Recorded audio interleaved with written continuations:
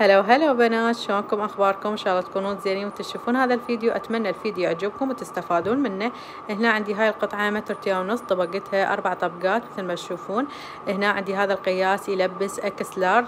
عندي القياس مال الكتف خذيته شبر، والنزال مال الردن شبر و4 اصابع، وعندي حفره الرقبه خذيتها 3 اصابع، وعندي سويتها عدله مو كلوشه الدشداشه مالتي. هنا اني بنات فصلتها بالطول مو بالعرض، لان تريدها ردن كامل وتريد بيها كركش من جوا حتى يكفي عندي القماش، ففصلتها بالطول مو بالعرض.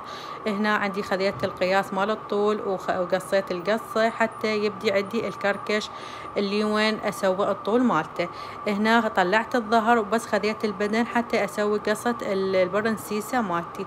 هنا عندي القياس مال الردن مالتي خذيتها شبر و4 اصابع، وخليت 4 اصابع زيادة اسويها بيها كسرات، وهمينه الردن نهايتها سويت بيها كسرات يصير عندي لاستيك.